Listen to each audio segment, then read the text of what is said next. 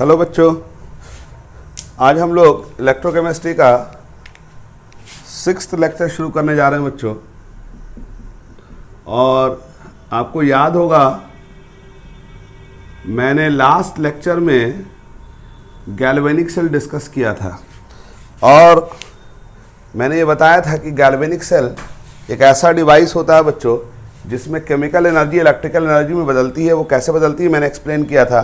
इसके अलावा मैंने सेल प्रेजेंटेशन दिया था, ठीक है, सेल कैसे रिप्रेजेंट किया जाता है। और लास्ट में मैंने बताया था ईएमएफ ऑफ सेल क्या होता है, ठीक है। ईएमएफ ऑफ सेल का मतलब कि किसी भी गैल्वेनिक सेल में जो करंट फ्लो होता है वो हमेशा दोनों हाफ सेल के इलेक्ट्रोड पोटेंशियल के डिफरेंस की वजह से होता है। और मैंने कहा था कि ये जो अमाउंट ऑफ करंट फ्लो हो रहा है इसको ईएमएफ कहते हैं, ठीक है। और मैंने कहा था ईएमएफ कैसे निकालते हैं, ई कैथोड माइनस ई एनोड कर देते हैं, यानी electrode potential of cathode minus electrode potential of anode करते हैं। लेकिन आपके एक सवाल दिमाग में आ रहा होगा कि सर ये ईएमएफ तो आप निकाल देते हैं ई कैथोड माइनस ई एनोड, यानी electrode potential of cathode minus electrode potential of anode, उसका वैल्यू कहाँ से आएगा और ये इलेक्ट्रोड पोटेंशियल होता क्या है। तो आइए हम लोग डिस्कस करते हैं इलेक्ट्रोड पोटेंशियल, ठीक है बच्चों। इलेक्ट्रोड पोटेंशियल ये जो टॉपिक है बच्चों ये सबसे इम्पॉर्टेंट टॉपिक है, ये मोस्ट इम्पॉर्टेंट टॉपिक है पूरे इलेक्ट्रोकेमिस्ट्री का।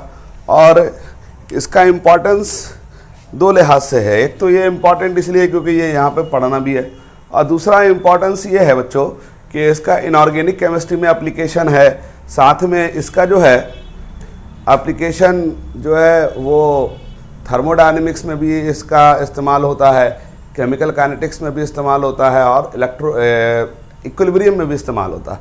कुल मिलाकर के ये माइलस्टोन है और ज़्यादातर बच्चों को है ना थोड़ा कन्फ्यूज़न रहता है, ठीक से नहीं पढ़ेंगे तो प्रॉब्लम आ जाएगी, इसलिए ध्यान से समझिएगा। देखो बच्चों, इलेक्ट्रोड पोटेंशियल को ई से रिप्रेजेंट करते हैं। किससे रिप्रेजेंट करते हैं? ई से, ठीक है बच्चों।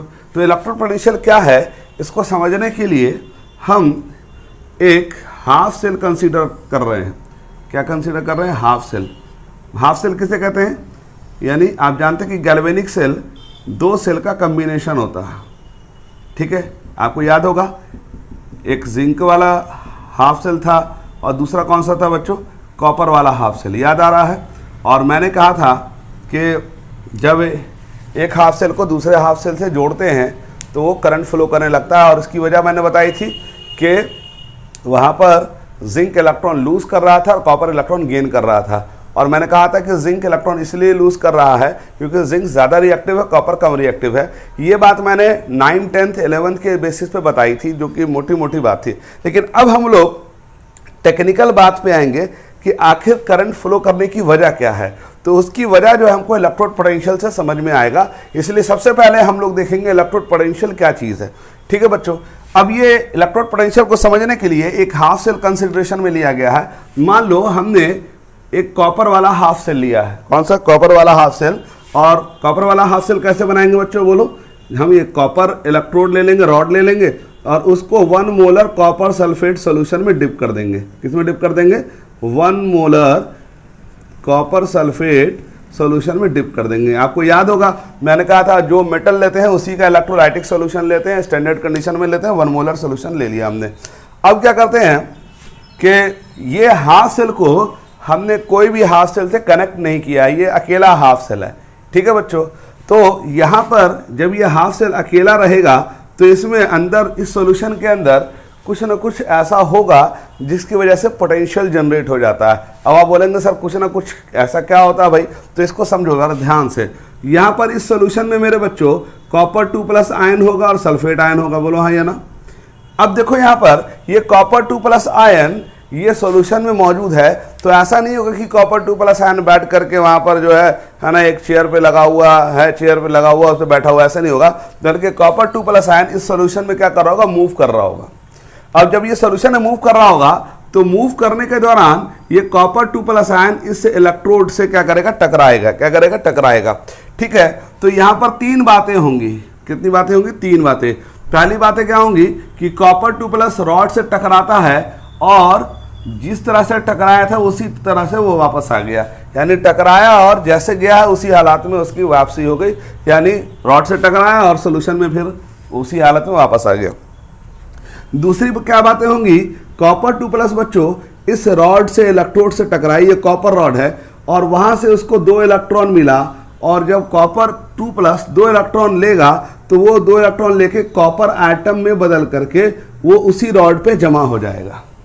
अब आप बोलेंगे सर ये कौन सी बात हुई, कॉपर 2+ गया तो इलेक्ट्रॉन कहाँ से मिला, ये तो सवाल आएगा ना। कॉपर 2+ जब रॉड पे गया था तो वहाँ तो इलेक्ट्रॉन है नहीं, क्योंकि अगर हम जिंक वाले से जोड़ते तब ना वहाँ से 2 इलेक्ट्रॉन आता, तो यहाँ पर इसको इलेक्ट्रॉन कहाँ से मिला। तो मैं इसका रीज़न बताता हूँ कि जिस समय एक कॉपर 2+ रॉड पे जा रहा था टकराने के लिए, तो उसी समय एक कॉपर एटम इस रॉड से कॉपर 2+ बन के सोल्यूशन में आ रहा था। जरा बात को समझो क्या बोल रहा हूं, जरा दिमाग लगा के सोचोगे। पहली बार क्या कहा, कॉपर 2+ रॉड पे गया और उसी हालत में वापस आ गया। दूसरी बार क्या हुआ, कॉपर 2+ रॉड से टकराया और वहां से 2 इलेक्ट्रॉन की है ना उसने प्राप्ति की और कॉपर एटम बन के रॉड पे जमा हो गया। अब सवाल यह है कि ये 2 इलेक्ट्रॉन कहां से आया, तो मैं आपको बताता हूं ये 2 इलेक्ट्रॉन इसलिए आया है क्योंकि जिस समय एक कॉपर 2+ इस रॉड पे जाकर के टकराने गया था, उसी समय एक कॉपर रॉड का जो है एटम उससे कॉपर 2+ बन के सोल्यूशन में आके गिर रहा था।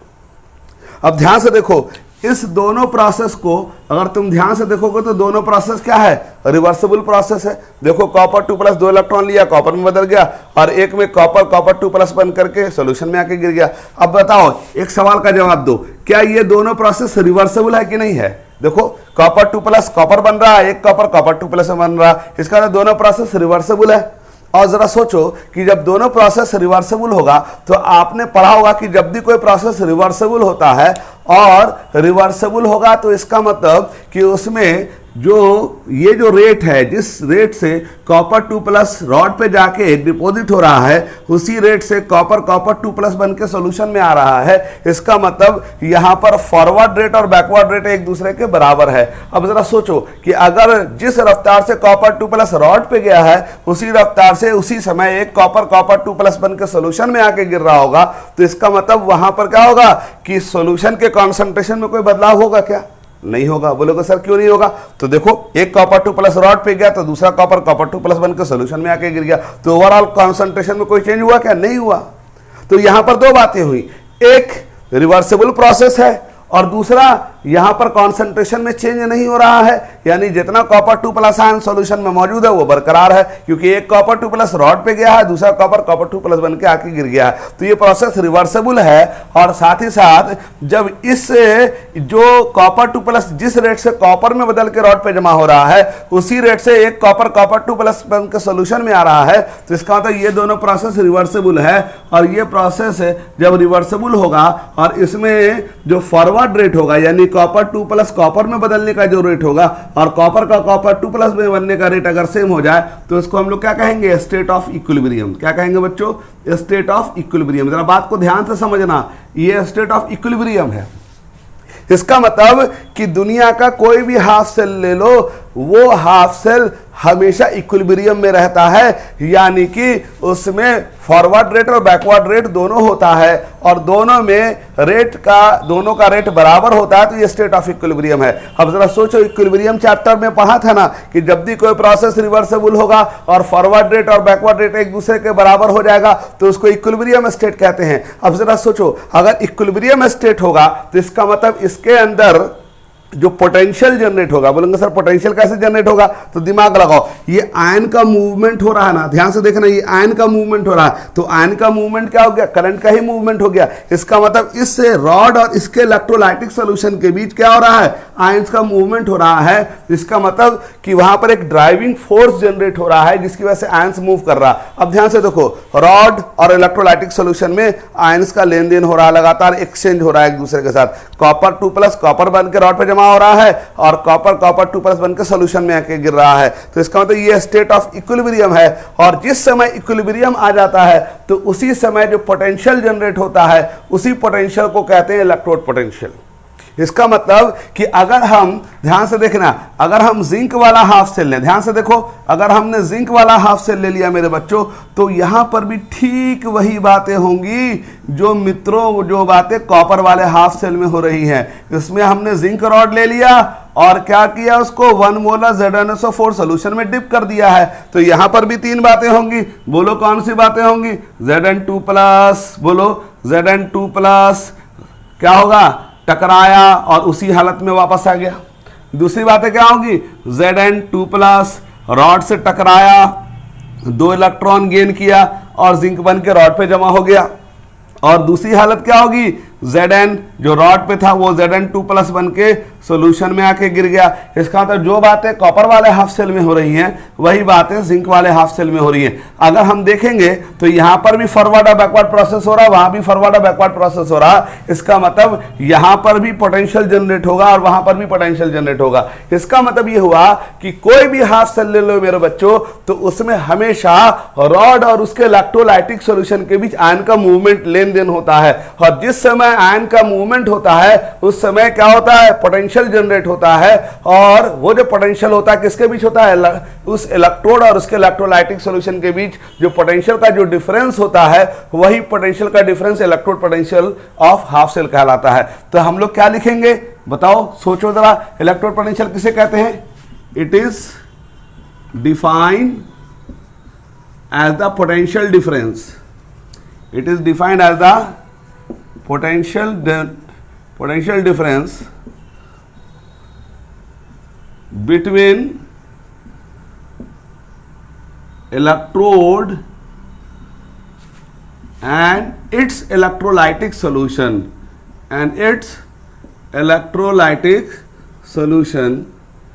at equilibrium state। यहां पर इक्विलिब्रियम क्यों बोलेंगे, सोचो जरा, क्योंकि इक्विलिब्रियम में मैंने क्या पढ़ाया था कि जितने भी पैरामीटर्स होते हैं, जैसे टेम्परेचर हो गया, प्रेशर हो गया, कॉन्सेंट्रेशन हो गया, वो सब क्या हो जाते हैं, कांस्टेंट हो जाते हैं। और याद करो, जो चीज कांस्टेंट होगा वो चीज क्या हो जाएगी, डिफाइन हो जाएगी। तो हम यहाँ इक्विलिब्रियम इसलिए मेंशन कर रहे हैं क्योंकि यहाँ पर हम पोटेंशियल को डिफाइन करना चाह रहे हैं, और यहाँ का जो पोटेंशियल होगा वो क्या हो जाएगा बच्चों, कांस्टेंट होगा। तो जो पोटेंशियल कांस्टेंट होगा वो डिफाइन हो जाएगा, उसी को कहते हैं electrode potential of a half cell. तो हम क्या लिखेंगे, it is defined as the potential difference between electrode and its electrolytic solution at equilibrium state is known as electrode potential, of a half cell। हम क्या कहेंगे, electrode potential of a half cell कहेंगे। अब जरा दिमाग लगाओ, zinc वाले half cell में जब हमने इसको किसी से कनेक्ट नहीं किया तो यहां भी पोटेंशियल डिफरेंस होगा इलेक्ट्रोड और उसके इलेक्ट्रोलाइटिक सॉल्यूशन के बीच। कॉपर वाले हाफ सेल में यहां पर भी इलेक्ट्रोड पोटेंशियल जनरेट होगा उसके रॉड और उसके इलेक्ट्रोलाइटिक सॉल्यूशन के बीच। तो अब जरा दिमाग लगाओ, इसका मतलब इसका जो इलेक्ट्रोड पोटेंशियल होगा और इसका जो इलेक्ट्रोड पोटेंशियल होगा वो अलग अलग होगा, ठीक। और जब इसका इलेक्ट्रोड पोटेंशियल होगा और इसका जो इलेक्ट्रोड पोटेंशियल होगा अलग अलग होगा, तो इसका मतलब दोनों को आपस में अगर हम जोड़ देंगे तो इसका मतलब दोनों के इलेक्ट्रोड पोटेंशियल में डिफरेंस आ जाएगा। और जब इलेक्ट्रोड पोटेंशियल में डिफरेंस आ जाएगा बच्चों, तो वही इलेक्ट्रोड पोटेंशियल जो होता है मेरे बच्चों, वो जो डिफरेंस होता है, वही डिफरेंस जो होता है वो जिम्मेदार होता है करंट फ्लो के लिए। इसका मतलब ये हुआ कि जैसे आप देखते होंगे, जैसे बारिश का पानी बाढ़ जब आता है तो पानी कैसे मूव करता है, हमेशा हाई लेवल से लो लेवल की तरफ पानी जाता है। तो उसी तरह से यहां पर इलेक्ट्रॉन यहां से वहां जाएगा या यहां से वहां जाएगा, वो डिपेंड करता है कि पोटेंशियल का वैल्यू किसका क्या है। अगर इसका इलेक्ट्रोड पोटेंशियल ज्यादा है, इसका इलेक्ट्रोड पोटेंशियल कम है, तो इलेक्ट्रॉन यहां से यहां जाएगा। अगर इसका ज्यादा है तो इसका कम होगा, तो यहां से यहां आ जाएगा। आप बोलेंगे सर ये कैसे पता चलेगा किसका ज्यादा है, तो मैं आपको इसका टेक्निक समझाऊंगा। पहले आप इलेक्ट्रोड पोटेंशियल का डिफिनेशन याद कर लें। क्या होता है बच्चों electrode potential? It is the potential difference between rod and its electrolytic solution, या between electrode and its electrolytic solution at equilibrium state। क्या कहेंगे उसको हम लोग? Electrode potential of half cell कहेंगे, ठीक है। अब ये याद रखना कि जब तक कोई भी हाफ सेल रहेगा तो उसमें हमेशा इक्विलिब्रियम मेंटेन रहेगा और उसमें हमेशा पोटेंशियल जनरेटेड रहेगा, और उसी पोटेंशियल को हम लोग क्या कहते हैं? Electrode potential of a half cell कहते हैं। अब याद रखो बच्चों कि इलेक्ट्रोड पोटेंशियल दो तरह का होता है। Electrode potential are of two type electrode potential दो तरह का होता है। Number one oxidation potential, oxidation potential, ठीक है, और इसको हम लोग दिखाते हैं ई, ये इलेक्ट्रोड पोटेंशियल है, और क्योंकि ऑक्सीडेशन पोटेंशियल है इसका मतलब कि यहाँ इलेक्ट्रॉन लूज हो रहा होगा, तो एम सॉलिड किस में बदलेगा, Mn प्लस में। एम मेटल है तो ए इलेक्ट्रोड पोटेंशियल, और क्योंकि ऑक्सीडेशन पोटेंशियल हमने डिफाइन किया है तो एम सॉलिड Mn प्लस में बदलेगा। ये N प्लस क्या है, ये N प्लस वैलेंसी है। जैसे सोडियम होता तो Na/Na प्लस हो जाता, अगर मैग्नीशियम होता तो मैग्नीशियम/Mg2 प्लस हो जाता, अगर एल्युमिनियम होता तो एल्युमिनियम/Al3 प्लस हो जाता। ठीक है जी। और दूसरा कौन सा है बच्चों, रिडक्शन पोटेंशियल। कौन सा है, रिडक्शन पोटेंशियल, और इसको रिप्रेजेंट करते हैं ई, ठीक इसका उल्टा Mn प्लस M से रिप्रेजेंट करते हैं। क्यों करेंगे समझ में आ रहा, क्योंकि यहाँ पर मेटल मेटल आयन में बदल रहा है और यहाँ मेटल आयन मेटल में बदला, क्योंकि यहाँ पर रिडक्शन हो रहा है इसका मतलब इलेक्ट्रॉन गेन हो रहा होगा, और यहाँ ऑक्सीडेशन पोटेंशियल की बात हो रही है इसका मतलब यहाँ पर इलेक्ट्रॉन लॉस हो रहा होगा। ठीक है बच्चों, तो इलेक्ट्रोड पोटेंशियल कितने तरह का हो गया बच्चों, दो तरह का। अब आइए, अब हम लोग देखेंगे बारी बारी से ऑक्सीडेशन पोटेंशियल को, पहले देखेंगे ऑक्सीडेशन पोटेंशियल होता क्या है। ठीक है बच्चों, तो नाम से अंदाजा लगाओ, ऑक्सीडेशन पोटेंशियल यानी ऑक्सीडाइज होने का ताकत। ठीक है जी। अब ऑक्सीडेशन पोटेंशियल को हम लोग देखते हैं, सबसे पहले हम डिफाइन करते हैं ऑक्सीडेशन पोटेंशियल क्या चीज है। ठीक है, टेंडेंसी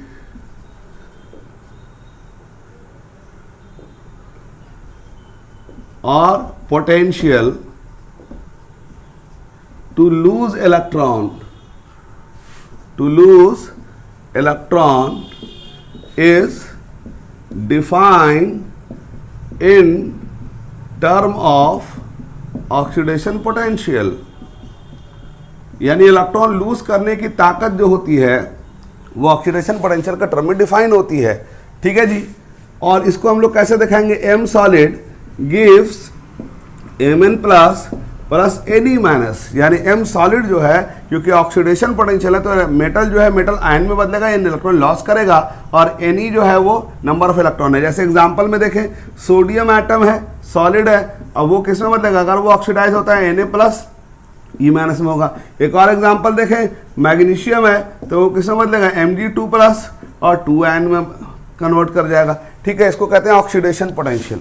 ठीक है बच्चों, अब देखेंगे रिडक्शन पोटेंशियल क्या होता है, जरा बात को समझना। रिडक्शन पोटेंशियल, अब रिडक्शन पोटेंशियल नाम से अंदाजा लगाओ, यहां पर इलेक्ट्रॉन लूज करने की टेंडेंसी को क्या कहते थे, ऑक्सीडेशन पोटेंशियल, तो डेफिनेटली इलेक्ट्रॉन गेन करने की टेंडेंसी को क्या कहेंगे मेरे बच्चों, रिडक्शन पोटेंशियल। तो टेंडेंसी और पोटेंशियल टू गेन इलेक्ट्रॉन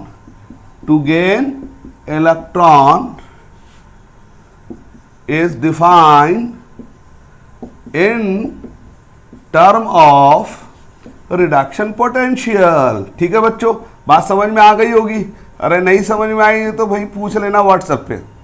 ठीक है, ये बहुत इंपॉर्टेंट टॉपिक है, बहुत ध्यान से समझना बच्चों, ये बहुत ही ज़्यादा इंपॉर्टेंट है, ये पूरे केमिस्ट्री का माइलस्टोन्स है।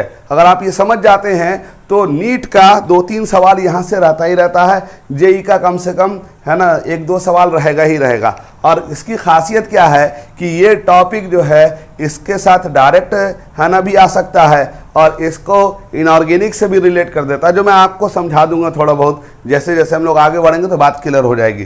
ठीक है, अब इसका क्या करना है बच्चों, इसका उल्टा इक्वेशन दिखाना, जो ऊपर दिखाया है इसका उल्टा इक्वेशन दिखा दो। इसका मतलब यहाँ इलेक्ट्रॉन गेन हो रहा है तो यहाँ पर क्या लिखेंगे, Mn plus plus Ne minus give M solid. जैसे अगर कोई इलेक्ट्रॉन गेन करता है, जैसे मान लो कि Na प्लस अगर इलेक्ट्रॉन गेन कर रहा है तो इसको कहेंगे Na, इस तरह से हो गया। ठीक है, एक्वस लिख देंगे क्योंकि ये सॉल्यूशन में होगा। उसी तरह Mg2 प्लस इलेक्ट्रॉन गेन कर रहा होगा तो Mg में बदल जाएगा। ठीक है बच्चों, तो इसको कहते हैं ऑक्सीडेशन पोटेंशियल और दूसरे को क्या कहते हैं, रिडक्शन पोटेंशियल। बात समझ में आ गई होगी। ठीक है, अब जरा दिमाग लगाओ। बोले सर हर बात में दिमाग ही लगाने को कहते हैं सर, दिमाग तो है नहीं और ऊपर से दिमाग जो है कम है तो वो भी खर्चा करवा देंगे लॉकडाउन में। अब दिमाग लगा के सोचो कि मैंने आपको गैल्वेनिक सेल दिखाया था, ध्यान से देखो, गैल्वेनिक सेल दिखाया था। अब ये चित्र मुझे बनाना पड़ेगा फिर से। देखो यहां पर क्या लिया था, बोलो मेरे बच्चों, जिंक वाला हाफ सेल, ठीक है जी।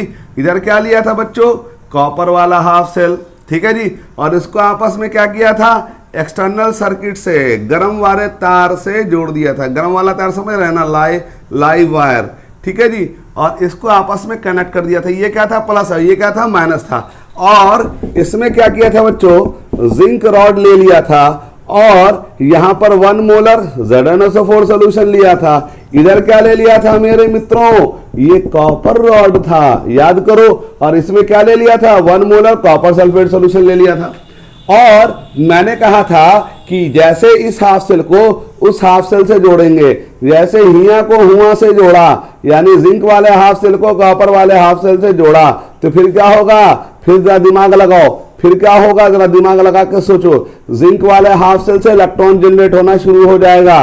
क्यों, क्योंकि Zn जो है वो ज्यादा, मेटल Zn जो है ज्यादा रिएक्टिव है, कॉपर कम रिएक्टिव है। मैंने इसका रीजन बताया था। तो Zn2+ में बन के सोल्यूशन में आके गिरेगा। और इस सोल्यूशन में कौन है बच्चों, कॉपर 2+, जो इस पे डॉट पे आके जमा हो जाएगा। अब मैं आपसे पूछूं कि बताओ कि आखिर यहां पर जो करंट फ्लो हो रहा है वो क्यों हो रहा है। तो आप कहेंगे कि सर दोनों हाफ सेल में एक ज्यादा रिएक्टिव मेटल है, इसलिए इलेक्ट्रॉन छोड़ रहा, जो कम रिएक्टिव वो इलेक्ट्रॉन ले रहा। ये हुआ 9th 10th 11th के हिसाब से। लेकिन अब आपको मैं बताता हूं कि इसके करंट फ्लो होने की वजह क्या है। इसके करंट फ्लो होने की वजह यह है कि दोनों हाफ सेल के बीच ऑक्सीडेशन पोटेंशियल का डिफरेंस है। जरा बात को ध्यान से सुनो, दोनों हाफ सेल के बीच ऑक्सीडेशन पोटेंशियल का डिफरेंस है। अब बोलेंगे सर ऑक्सीडेशन पोटेंशियल का डिफरेंस का क्या मतलब हुआ, मतलब यह हुआ कि इस वाले हाफ सेल का इलेक्ट्रॉन लूज करने का ताकत ज्यादा है और इस वाले हाफ सेल का इलेक्ट्रॉन लूज करने का ताकत कम है। तो इधर ज्यादा ऑक्सीडेशन पोटेंशियल है और इधर कम ऑक्सीडेशन पोटेंशियल है। तो इलेक्ट्रॉन हमेशा कहां से कहां फ्लो करेगा, हाई ऑक्सीडेशन पोटेंशियल से लो ऑक्सीडेशन पोटेंशियल की तरफ मूव कर जाएगा। इसका मतलब यहां जो करंट फ्लो हो रहा होगा मेरे बच्चों, वो दोनों हाफ सेल के ऑक्सीडेशन पोटेंशियल के डिफरेंस की वजह से करंट फ्लो हो रहा होगा।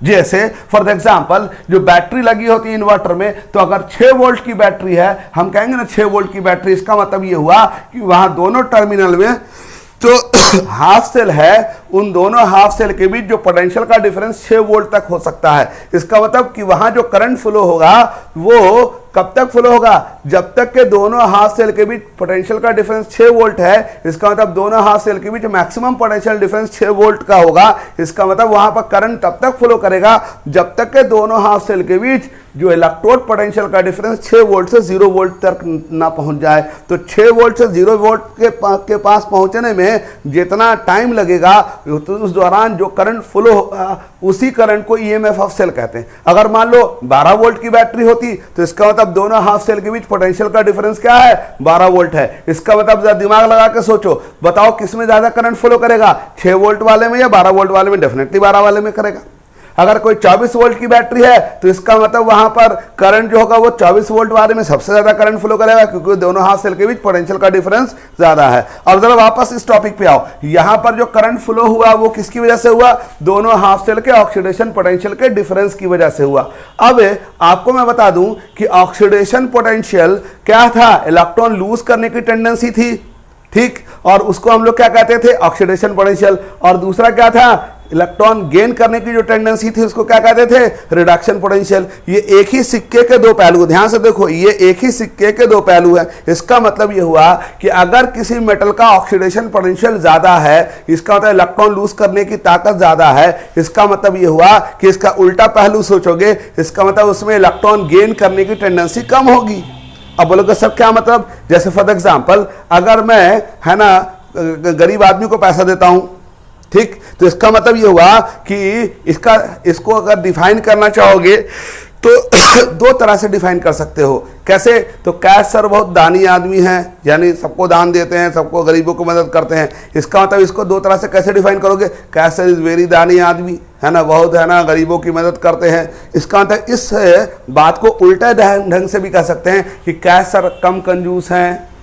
बोलो, एक ही बात बोली, कैसर बहुत दानी आदमी है, इसका मतलब दूसरी बात क्या हुई, कैसर कम कंजूस है। इसका मतलब यह हुआ कि अगर इलेक्ट्रॉन यहां से यहां जा रहा है मेरे बच्चों, इसका मतलब हाई ऑक्सीडेशन पोटेंशियल यानी हाई इलेक्ट्रॉन लूज करने की ताकत से कम इलेक्ट्रॉन लूज करने की ताकत में जा रहा है। इसका मतलब यहां पर इलेक्ट्रॉन जो फ्लो हो रहा है दोनों हाफ शेल के ऑक्सीडेशन पोटेंशियल के डिफरेंस की वजह से हो रहा है। हमेशा इलेक्ट्रॉन कहां से कहां फ्लो करेगा मेरे बच्चों, हाई ऑक्सीडेशन पोटेंशियल से लो ऑक्सीडेशन पोटेंशियल की तरफ फ्लो करेगा। अब आप बोलेंगे सर क्या हम इसको ऐसे भी बोल सकते हैं क्या कि लो रिडक्शन पोटेंशियल से हाई रिडक्शन पोटेंशियल की तरफ? क्यों? क्योंकि सोचो जरा, जिस मेटल का ऑक्सीडेशन पोटेंशियल ज्यादा होगा यानी इलेक्ट्रॉन लूज करने की ताकत ज्यादा होगी, डेफिनेटली उस मेटल का इलेक्ट्रॉन गेन करने की ताकत क्या होगी, कम होगी। क्योंकि लूज करने की ताकत ज्यादा है तो बाय डिफॉल्ट गेन करने की ताकत कम होगी। तो इससे क्या हो जाएगा कि अगर कोई पूछेगा गैल्वेनिक सेल में करंट क्यों फ्लो हो रहा है, तो आप क्या बोलेंगे?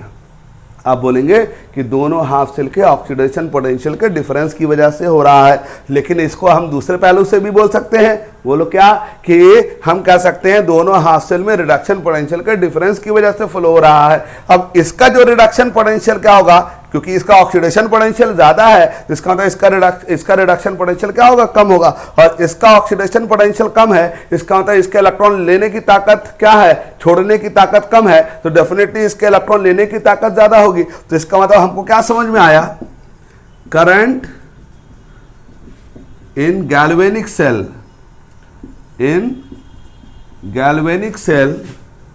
is flow due to oxidation potential or reduction potential difference of two half cell, यानी दोनों हाफ सेल में ऑक्सीडेशन पोटेंशियल का डिफरेंस या रिडक्शन पोटेंशियल के डिफरेंस की वजह से गैल्वेनिक सेल में करंट फ्लो करता है। अब जरा सोचो, मैंने क्या कहा था कि अगर कोई पूछेगा कि जिंक वाले से इलेक्ट्रॉन क्यों गया, तो आप बोलेंगे जिंक ज्यादा रिएक्टिव है और कॉपर कम रिएक्टिव है। ये होगा 10th लेवल का जवाब। लेकिन अब आपसे पूछेगा कि करंट फ्लो क्यों करता है, तो आप क्या जवाब देंगे? आप कहेंगे कि करंट फ्लो होता है दोनों हाफ सेल के ऑक्सीडेशन पोटेंशियल के डिफरेंस की वजह से।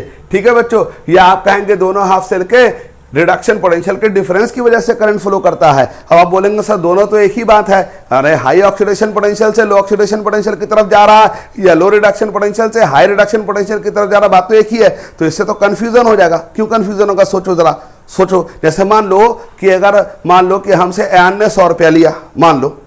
अब उसको डिफरेंट आदमी ने देखा, उसको इस बात को वो डिफरेंट तरह से डिफाइन करेगा। मान लो कि इसको जो है ना, किसी बच्चे ने कहा कि मान लो कि साहब है ना, सदफ ने कहा कि कैश सर ने अयान को 100 रुपया दिया। ठीक, क्या कहा सदफ ने? कैश सर ने अयान को 100 रुपया दिया। लेकिन इसी बात को दूसरा बच्चा अगर बोलेगा, मान लो आकिब इस बात को बोलेगा कि अयान ने कैश सर से 100 रुपया लिया। अब देखो दोनों एक ही बात बोला है। कैश सर ने, सदफ ने क्या बोला? कैश सर ने किससे? अयान को 100 रुपया दिया। और उधर आकिब क्या बोल रहा है कि अयान ने कैसर से 100 रुपया लिया। तो दोनों एक ही बात बोला। लेकिन अगर 20 लोग इसी तरह से बात करने लग जाए कि कैसर ने 100 रुपया दिया है ना अयान को, कोई कहेगा अयान ने कैसर से 100 रुपया लिया, तो इससे क्या होगा? पूरी दुनिया में क्या हो सकता है? रायता फैल सकता है। रायता फैलने का मतलब कि लोग ये भी समझने लग जाएंगे धीरे धीरे कि अच्छा कैसर ने 100 रुपया लिया, क्योंकि कैसर का नाम एक बार पहले लिया जा रहा है, एक बार अयान का नाम पहले लिया जा रहा है। तो कुछ लोग ये समझेंगे कि कैसर ने 100 रुपया ले लिया है। तो इसलिए यहां पर भी यही बात होगी कि इलेक्ट्रॉन ऑक्सीडेशन पोटेंशियल के डिफरेंस की वजह से भी फ्लो कर सकता है या रिडक्शन पोटेंशियल के डिफरेंस की वजह से भी फ्लो कर सकता है। क्योंकि ये याद रखो बच्चों कि ऑक्सीडेशन पोटेंशियल जिस मेटल का ज्यादा होगा उसका रिडक्शन पोटेंशियल कम होगा, और जिसका रिडक्शन पोटेंशियल ज्यादा होगा उसका ऑक्सीडेशन पोटेंशियल कम होगा। तो अब हम लोग क्या करेंगे? तो एक कन्वेंशन हमको याद रखना पड़ेगा कि पूरी दुनिया के साइंटिस्ट ने मिलकर यह फैसला किया है कि हमेशा ऑलवेज हम लोग को रिडक्शन पोटेंशियल के टर्म में बात करना है। किसके टर्म में बात करना है? रिडक्शन पोटेंशियल के टर्म में। और जब भी आपको न्यूमेरिकल जब बनाने जाओगे तो आपको हमेशा रिडक्शन पोटेंशियल के टर्म में ही है ना आपको डाटा अवेलेबल किया जाएगा। तो हम इस बात को लिख देते हैं, it is convention that always we have to talk in term of reduction potential. हमेशा किस टर्म में बात करेंगे बच्चों? रिडक्शन पोटेंशियल के टर्म में। ठीक है, ये कन्वेंशन है, पूरी दुनिया में ये बात राइज है, यानी ये बात इंप्लीमेंटेड है कि हमेशा जब भी अगर आपको है ना इलेक्ट्रोड पोटेंशियल को डिफाइन करना है तो रिडक्शन पोटेंशियल के टर्म में ही डिफाइन करना है। एक कन्वेंशन तो ये है। दूसरा कन्वेंशन क्या है? फॉर हाइड्रोजन इलेक्ट्रोड, कौन सा electrode? Hydrogen electrode bye convention it's electrode potential. अब यहां इलेक्ट्रोड पोटेंशियल की जगह क्या लिख सकते हैं बच्चों? Reduction potential is always zero. ये कन्वेंशन है कि हमेशा हाइड्रोजन इलेक्ट्रोड का इलेक्ट्रोड पोटेंशियल यानी रिडक्शन पोटेंशियल क्या माना जाएगा? जीरो माना जाएगा।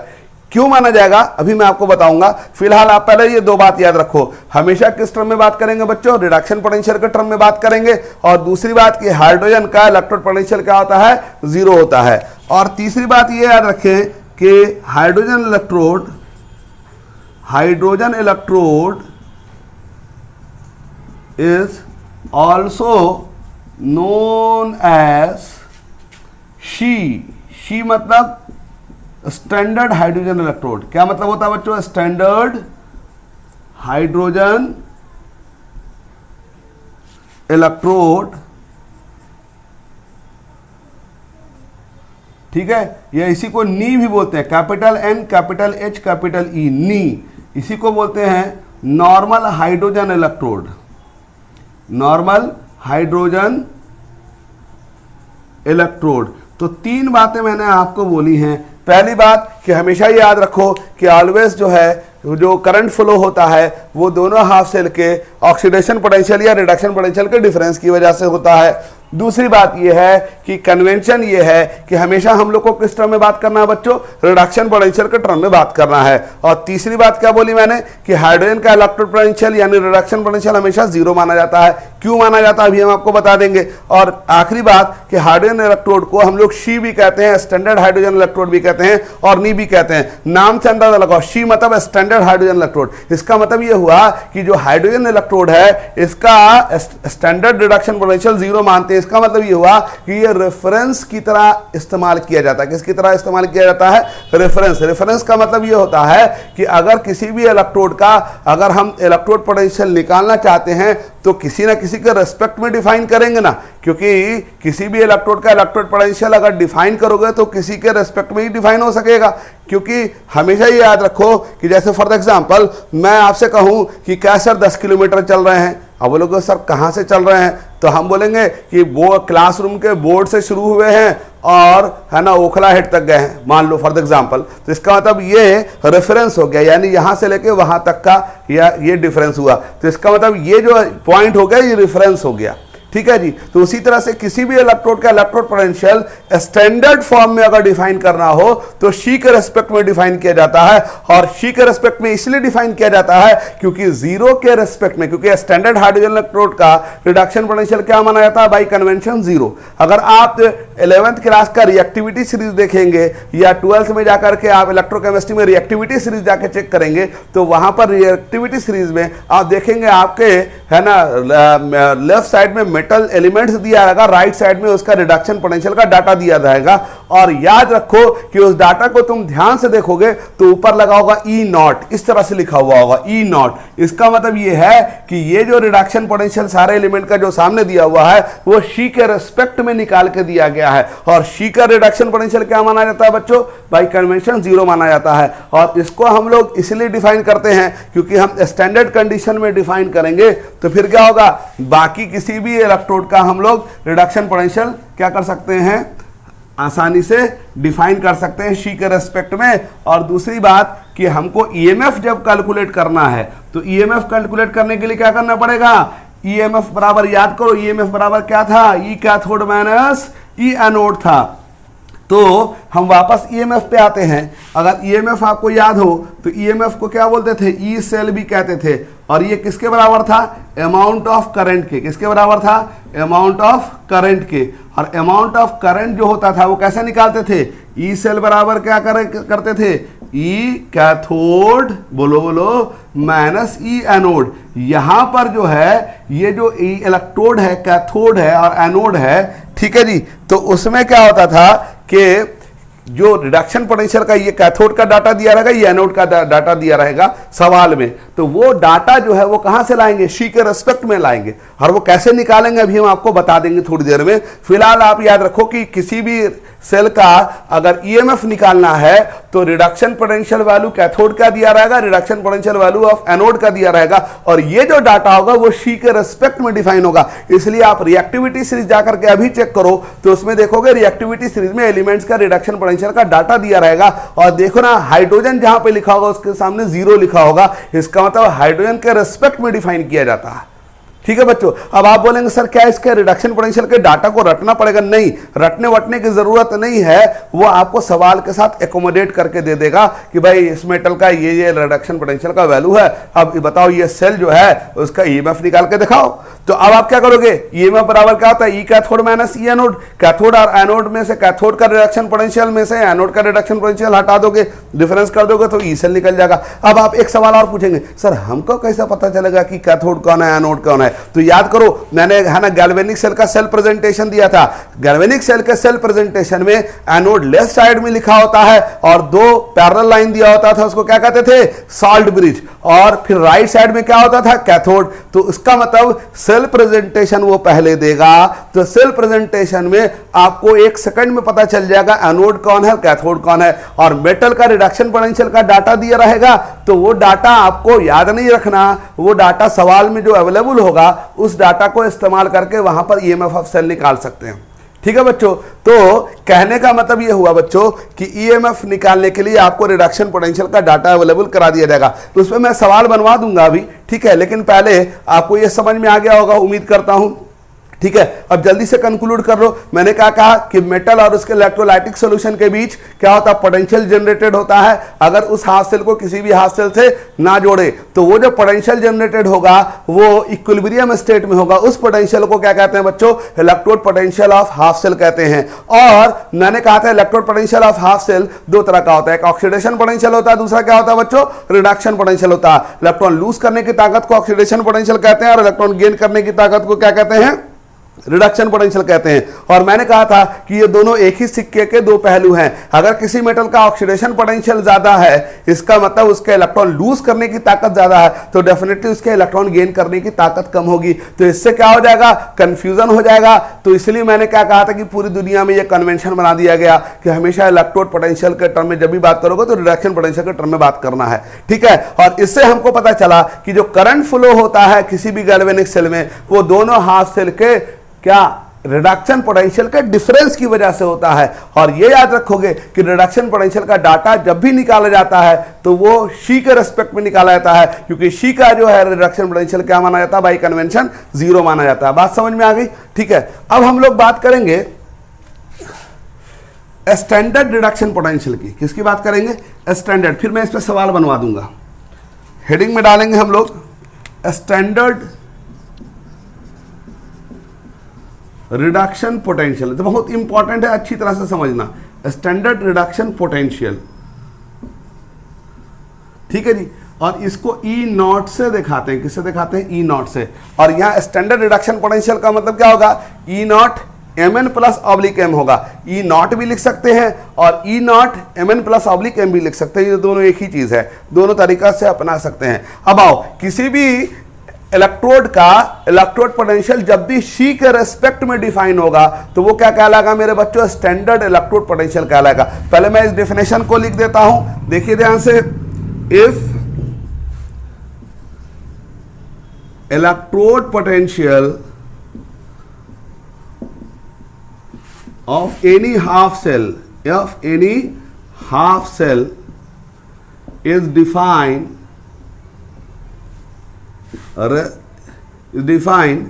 with रेस्पेक्ट टू, अब मैं बताऊंगा कैसे निकालते हैं, रेस्पेक्ट टू शी यानी standard hydrogen electrode, it is known as standard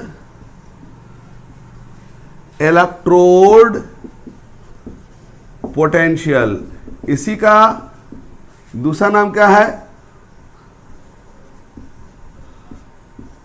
standard reduction potential. ठीक है बच्चों, और ये याद रखेंगे कि SHE is basically a reference cell, ठीक है जी, and reduction potential of SHE is by convention is zero, यानी कि रिडक्शन पोटेंशियल शी का हमेशा कन्वेंशन के हिसाब से जीरो होता है। ठीक है जी, अब आइए हम लोग देखेंगे कि कैसे इसका रिडक्शन पोटेंशियल स्टैंडर्ड फॉर्म में निकाला जाता है। ठीक है बच्चों, क्या मैं इसको मिटा दूं? ठीक है, अब आइए जरा इसको देखिए, हम लोग standard reduction potential of a half cell निकालने का तरीका सीख रहे हैं। ठीक है बच्चों, सबसे पहले हम लोग शी को देखेंगे। किसको देखेंगे? शी। तो हेडिंग में डालेंगे शी क्या होता है। ठीक है बच्चों, ये अंग्रेजी वाला शी नहीं है भाई, ये स्टैंडर्ड हाइड्रोजन इलेक्ट्रोड है। ऐसा ना हो कि साहब आप शी का मतलब अंग्रेजी वाला शी समझ जाएं। ठीक है, तो पिट भी सकते हैं आप लोग। हेडिंग में डालिए स्टैंडर्ड हाइड्रोजन इलेक्ट्रोड। ठीक है बच्चों, अब मैं इसका सुंदर सा चित्र बना के दिखा रहा हूं। ये चित्र जो है आपको याद रखना है,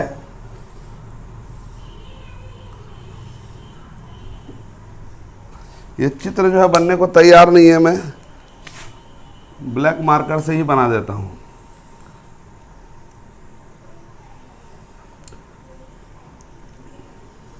ठीक है बच्चों, अब जरा ध्यान से देखना, आपसे ये भी पूछ सकता है कि स्टैंडर्ड हाइड्रोजन इलेक्ट्रोड का डायग्राम बताएं, दिखाएं और उसको एक्सप्लेन करें। वैसे तो आज तक नहीं पूछा सीबीएसई में, लेकिन पता होना चाहिए। ये देखिए, ये स्टैंडर्ड हाइड्रोजन इलेक्ट्रोड हम बना के आपको दिखा रहे हैं। आपको मालूम है हाइड्रोजन क्या है बच्चों? गैस है। और आप जानते हैं जब गैस होता है तो गैस का इलेक्ट्रोड कैसे बनाते हैं भाई बोलो? उसमें प्लैटिनम वायर लेते हैं, याद है ना? और प्लैटिनम वायर लेकर के उसमें नीचे ये प्लैटिनम वायर है, ठीक है, और यहाँ से H2 गैस पास करा जाता है। क्या पास करा जाता है? H2 gas at 1 atm pressure. अब क्यों पास कराता है अभी हम आपको बता देंगे। ठीक है जी, ये आपका प्लैटिनम वायर का है ना, वायर है, और इस पे प्लैटिनम गाउज लगा हुआ। क्या लगा हुआ? यानी स्ट्रिप लगा हुआ। ठीक है जी, और यहां जो सोल्यूशन इसके अंदर मौजूद है 1 मोलर HCl सोल्यूशन मौजूद है। ठीक है जी, और ये जो है, ये जो आप गोल गोल देख रहे हैं, ये बबल्स ऑफ H2 गैस है, बबल ऑफ H2 गैस। ठीक है, ये आपका रेफरेंस सेल है। आप बोलेंगे सर ये H2 गैस 1 atm प्रेशर पे क्यों दे रहे हैं? तो देखो, स्टैंडर्ड सोल्यूशन अगर हम बनाना, स्टैंडर्ड हाइड्रोजन इलेक्ट्रोड बनाना चाहते हैं तो हम यहाँ पर HCl सोल्यूशन लेंगे, उसका कॉन्सेंट्रेशन कांस्टेंट होना चाहिए। क्यों? क्योंकि अगर कॉन्सेंट्रेशन अगर चेंज कर जाएगा तो ये जो रेफरेंस सेल होगा उसका डाटा गड़बड़ होने लगेगा, इसको जीरो नहीं ले पाएंगे। आपका जो जिस हाफ सेल का इलेक्ट्रोड पोटेंशियल निकालना चाहोगे वो उल्टा सीधा निकल जाएगा। तो इसलिए यहाँ पर ये रेफरेंस सेल है, इसको याद रखना है कि ये 1 मोलर HCl सोल्यूशन में प्लैटिनम वायर में क्या हो गया? हाइड्रोजन गैस एब्जॉर्ब कराया गया। इसमें क्या है? हाइड्रोजन गैस एब्जॉर्ब किया हुआ है और यहाँ हाइड्रोजन गैस का बबल से निकल रहा है। तो क्योंकि हाइड्रोजन गैस बबल्स क्यों निकलेगा, क्योंकि मान लो अगर कहीं से इलेक्ट्रॉन आ रहा है तो H+H2 में बदलेगा, क्योंकि यहाँ देखो HCl सोल्यूशन है, तो HCl सोल्यूशन है तो यहाँ पर इसका मतलब H+ आयन मौजूद है। तो अगर कहीं से इलेक्ट्रॉन आ रहा होगा तो ये H+H2 बन करके बबल्स के फॉर्म में बाहर निकलता है, और अगर H+H2 बन के बाहर निकल गया तो सोचो कि यहाँ कॉन्सेंट्रेशन क्या होगा, चेंज होगा। तो इस कॉन्सेंट्रेशन को चेंज नहीं होना चाहिए, इसीलिए लगातार H2 गैस सप्लाई किया जाता है। ठीक है बच्चों, अब हमको क्या करना है, जरा ध्यान से देखो, ये आपका रेफरेंस सेल है, तो शीज क्या है, रेफरेंस सेल है, ये मैंने पहले भी लिख दिया है। और हम क्या करते हैं, इसका इस्तेमाल क्या करते हैं, किसी भी हाफ सेल का स्टैंडर्ड रिडक्शन पोटेंशियल के निकालने के लिए इस्तेमाल होता है। It is a reference cell to define standard reduction potential of a half cell. किसी भी हाफ सेल का स्टैंडर्ड रिडक्शन पोटेंशियल के लिए इसको रेफरेंस के तौर पे इस्तेमाल किया जाता है डिफाइन करने के लिए। ठीक है, और हम जानते हैं कि शी का क्या होता है भाई, बोलो, she have zero reduction potential, reduction potential bye convention. ठीक है, इसको कन्वेंशन से हम लोग जीरो मान लेते हैं। अब हम देखेंगे कि मान लो अगर हम जिंक वाले हाफ सेल का स्टैंडर्ड रिडक्शन पोटेंशियल निकालना चाहते हैं, आपने देखा होगा रिएक्टिविटी सीरीज अभी आप सामने खोल के देखेंगे तो आप देखेंगे वहां पर रिडक्शन पोटेंशियल का स्टैंडर्ड फॉर्म दिया रहता है, और उस पे देखेंगे उसकी पहचान ये होती है कि ई के बगल में नॉट लगा हुआ होता है, यानी गोला सा बना रहेगा।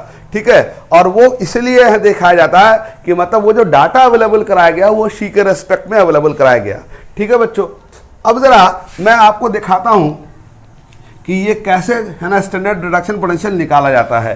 ठीक है बच्चों, जल्दी से देखेंगे तो यहां पर हमने एक है ना मान लो जिंक वाला हाफ सेल ले लिया। कौन सा हाफ सेल ले लिया है, जिंक वाला हाफ सेल ले लिया, और क्या करना चाहते हैं भाई, शी से के रेस्पेक्ट में इसका रिडक्शन पोटेंशियल का वैल्यू निकालना चाहते हैं। जरा ध्यान से देखना, अब हम क्या करेंगे, जिंक रॉड ले लेंगे, किसमें डिप कर देंगे, 1 मोलर ZnO4 सोल्यूशन में डिप कर देंगे, और हम क्या करना चाहते हैं, इस जिंक वाले हाफ सेल का स्टैंडर्ड रिडक्शन पोटेंशियल निकालना चाहते हैं। तो उसका सिंपल तरीका ये होता है बच्चों कि उसको कनेक्ट कर दें शी के साथ। किसके साथ कनेक्ट कर दें, शी के साथ, और इसमें क्या लगा दें, इसमें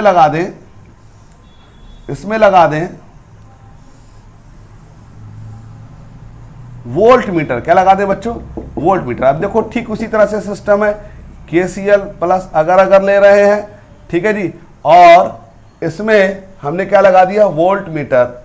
और आप जानते हैं कि वोल्ट मीटर ये पोटेंशियोमीटर भी होता है, ये EMF ऑफ सेल को निकाल के दिखाता है। किसको निकाल के दिखाता है, EMF ऑफ सेल को बताता है। अब मान लो कि दोनों हाफ सेल को हमने कनेक्ट कर दिया, तो यहां पर मान लो वोल्ट मीटर की रीडिंग 0.76 वोल्ट आ रही है। अब बोलोगे सर ये आपको कैसे पता चला, तो ये मुझे याद है इसलिए मैंने बता दिया 0.76 वोल्ट होता है। ठीक है, ये आपको याद नहीं रखना है, सिर्फ आपको टेक्निक समझना है कैसे हम निकाल रहे हैं। ठीक है जी, और वो जो डाटा आपके पास अवेलेबल होगा वो रिएक्टिविटी सीरीज के सामने लिखा हुआ होता है, और उसको याद भी नहीं रखना, क्योंकि जब सवाल दिया जाता है तो सवाल में रिडक्शन पोटेंशियल का वैल्यू क्या करता है, वो अवेलेबल कराता है। अब हम लोग क्या करते हैं, जिंक वाले हाफ सेल का क्या निकालना चाहते हैं, स्टैंडर्ड रिडक्शन पोटेंशियल निकालना चाहते हैं। तो अब बताओ EMF का फॉर्मूला क्या था, बोलो, EMF इसको हम लोग क्या बोलते थे, ई सेल, और ई सेल किसके बराबर होता था, ई कैथोड बोलो माइनस ई एनोड के बराबर होता था, बोलो हाँ या ना। अब ई सेल यहां पर हम लोग EMF भी कहते हैं, तो जरा बताओ कि यहां पर इस सेल के लिए अगर हम लिखना चाहेंगे तो ई सेल बराबर क्या होगा, EH+/H2। बोलोगा सर ये कैसे मालूम, तो देखो ना राइट साइड में है, ये राइट साइड है तो कैथोड यही तो होगा, और ये क्या है, एनोड, EZn2+/Zn लिख दिया इसको। अब देखो H+H2 लिखा है, Zn2+/Zn लिखा है, ये ऐसा नहीं लिखा कि ये जो है H गिव H+ और Zn2+ एक्सेप्ट Zn में बदला, ऐसा नहीं लिखा, बल्कि रिडक्शन पोटेंशियल का प्रेजेंटेशन में हमने इसको दिया हुआ। अब दिमाग लगाओ, ई सेल का वैल्यू कितना आ गया है, ई सेल का वैल्यू कितना आ गया है, 0.76 वोल्ट। वो कहां से आया, तो यहां से EMF की रीडिंग हमको निकल गई। वो एक्सपेरिमेंटल है, ये एक्सपेरिमेंटल है, ये दिया, ये आपको है ना यहाँ पर रीडर में आ जाएगा। अब बताओ EH प्लस ऐसे लिख सकते हैं ऑब्लिक H2, अब माइनस क्या होगा E not Zn2 plus oblique Zn। बोलोगे सर E नॉट क्यों लगाया? तो E नॉट इसीलिए लगा क्योंकि शी से कनेक्शन है इसका, और शी से कनेक्शन होगा तो इसका मतलब हम बताना चाह रहे हैं कि ये शी से कनेक्टेड है। तो बताओ E not Zn2 plus oblique Zn किसके बराबर हो जाएगा? माइनस 0.76 वोल्ट के हो जाएगा। बोलोगे सर ये कैसे मालूम? तो देखो इसका वैल्यू क्या होता है बच्चों, इसका वैल्यू 0 होता है, क्योंकि बाय कन्वेंशन 0 माना जाता है, तो इसका रिडक्शन पोटेंशियल माइनस में आ गया। इससे क्या पता चला? इससे ये पता चला बच्चों कि जो मेटल हाइड्रोजन से ज्यादा रिएक्टिव होता है मेरे बच्चों, उसका रिडक्शन पोटेंशियल हमेशा किस में आ जाएगा? माइनस में आ जाएगा। ठीक, अब मैं क्या करता हूं कि एक और हाफ सेल लेता हूं, और इस बार कॉपर वाला हाफ सेल लेता हूं। जल्दी से ध्यान से देखना, ये कॉपर वाला हाफ सेल ले लिया और इसको जो है शी से कनेक्ट कर दिया। अब मैं ये शॉर्टकट में डायग्राम आपको यहां से काट करके इससे जोड़ दे रहा हूं, लेकिन आप जब बनाएंगे तो एक बार ये बनाएंगे, ये लिखेंगे, फिर एक बार ये दोनों बना के फिर लिखेंगे। ये मैंने आपको है ना बता रहा हूं कि यहां से कनेक्शन काट करके इसको यहां से जोड़ दिया हुआ है, लेकिन आपको जो डायग्राम बनाना पहले इन दोनों को बनाना है, ये लिखना है, फिर इन दोनों को बना करके फिर नीचे लिखना है। अब बताओ इसमें भी सॉल्ट ब्रिज जोड़ दूं? बोलो हाँ या ना? क्योंकि सॉल्ट ब्रिज का काम तो क्या होता है? इंटरनल सर्किट वाला है, उसके बिना जोड़ते हो सेल हमारा काम करना बंद कर देगा। अब यहाँ पर अगेन पोटेंशियोमीटर यानी वोल्ट मीटर लगा दिया। अब इसकी रीडिंग 0.34 वोल्ट है। ठीक है, बोलोगे सर कैसे मालूम? तो ये एक्सपेरिमेंटल वैल्यू होता है। अब इन दोनों को यहां से कनेक्शन काट चुके हैं हम लोग, अब इन दोनों का कनेक्शन दे दिया है। ये कौन सा है? ये कॉपर रॉड है, और ये क्या है? 1 मोलर कॉपर सल्फेट सोल्यूशन है। ये क्या है मेरे बच्चों? कॉपर रॉड का कनेक्शन है, और ये 1 मोलर कॉपर सल्फेट सोल्यूशन है। अब इन दोनों को जोड़ दिया। अब बताओ ई सेल बराबर क्या होगा? जल्दी से बोलो, ई सेल बराबर क्या होगा मेरे बच्चों? ई कैथोड माइनस क्या होगा? ई एनोड होगा। बोलो हाँ या ना? अब ई सेल, इसको ईएमएफ भी कहते हैं, तो बताओ यहां पर ई सेल लिखेंगे, और यहां कैथोड कौन है? जरा सोच के बताओ, राइट साइड में कौन है? राइट साइड में तो कॉपर है भाई। ठीक है, और आप जानते हैं 10th में भी पढ़ा होगा रिएक्टिविटी सीरीज में, हाइड्रोजन का पोजीशन ऊपर है, कॉपर का पोजीशन नीचे है, तो डेफिनेटली उसका रिएक्टिविटी कम है, यानी इलेक्ट्रॉन देर से लूज करेगा वो। तो इसका मतलब ये कैथोड होगा, तो क्या लिखेंगे? ई Cu2 प्लस ऑब्लिक Cu लिखेंगे। क्यों लिखेंगे? क्योंकि कॉपर 2 प्लस में बन के ही तो कॉपर रॉड पे जमा हो रहा। और माइनस क्या लिखेंगे? ई H प्लस ऑब्लिक H2 लिख देंगे बच्चों। अब बताओ ई सेल बराबर क्या होगा? 0.34 वोल्ट होगा, क्योंकि यहाँ रीडिंग आ गई है पोटेंशियोमीटर पे ईएमएफ की रीडिंग। अब आओ ई नॉट लिख दिया। क्यों लिख दिया भाई? बोलो जल्दी से बोलो, बोलो। अब -0 कर देंगे, क्योंकि हाइड्रोजन का इलेक्ट्रोड पोटेंशियल क्या होता है? 0। तो बताओ E nought Cu2 plus oblique Cu क्या होगा मेरे बच्चों?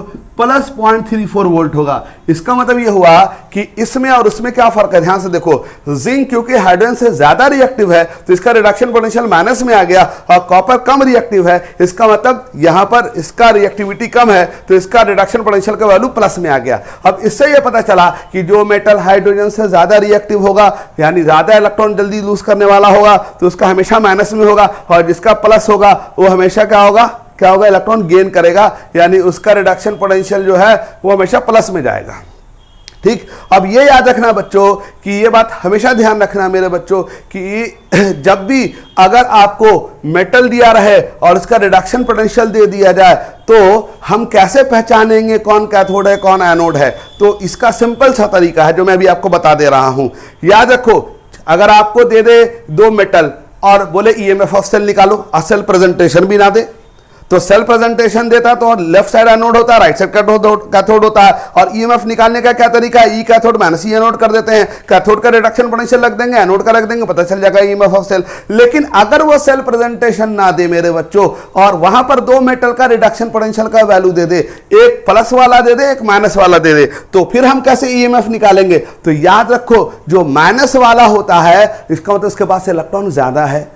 माइनस टर्म कब आता है? सोचो, माइनस टर्म आएगा जब इलेक्ट्रॉन ज्यादा होगा, तभी ना गर्मी लगेगी, आई मीन तभी ना निगेटिव होगा वो। तो इसका मतलब वो माइनस वाला हमेशा क्या होगा? हमेशा एनोड होगा, और प्लस वाला हमेशा क्या होगा? कैथोड। प्लस मतलब प्लस मतलब कंगला, यानी इलेक्ट्रॉन कम है, प्लस मतलब कंगला। याद रखो, माइनस वाला मतलब इलेक्ट्रॉन रिच, प्लस वाला इलेक्ट्रॉन कंगला होता है। तो हम ईएमएफ कैसे निकालेंगे, तो ई कैथोड माइनस ई एनोड करेंगे, तो कैथोड वाला कौन वाला पार्ट होगा, जरा सोचो, प्लस वाला होगा, एनोड वाला कौन वाला पार्ट होगा, माइनस होगा। अगर मान लो कि अगर दो मेटल दे दे और दोनों का रिडक्शन पोटेंशियल माइनस में दे दे और बोले ईएमएफ ऑफ सेल निकालो, तो अब हम दोनों माइनस है, तो इसका मतलब कैथोड एनोड कैसे पहचानेंगे, तो जो ज्यादा माइनस होगा मेरे बच्चों वो ज्यादा अमीर होगा, यानी वो इलेक्ट्रॉन लूज करेगा, इसका मतलब वो एनोड की तरह काम करेगा, और जो कम माइनस होगा वो कैथोड की तरह काम करेगा। ठीक, और अगर मान लो दो मेटल दे दे और दोनों का रिडक्शन पोटेंशियल प्लस में दे दे और फिर बोले ईएमएफ ऑफ सेल निकालो, तो हम कैसे पहचानेंगे कि है ना कैथोड कौन है, एनोड कौन है, क्योंकि सेल प्रेजेंटेशन तो नहीं दे रहा है। तो वेरी आसान, अगर दोनों प्लस में दिया हुआ है तो ज्यादा प्लस का मतलब ज्यादा कंगला यानी ज्यादा गरीब, तो ज्यादा प्लस जो होगा वो कैथोड होगा और जो कम प्लस होगा वो एनोड होगा। ये मैं आपको है ना अगले लेक्चर में इसको लिख के दिखा दूंगा। बाकी आप लोग जो है इसको एक बार पढ़ के आइएगा और हम लोग नेक्स्ट क्लास में इसको और थोड़ा डिटेल करेंगे और इसका एडवांटेज देखेंगे और इस पर सवाल भी बनाएंगे। आज की क्लास बच्चों यहीं पर ओवर होगी। In next class we will continue with the same topic.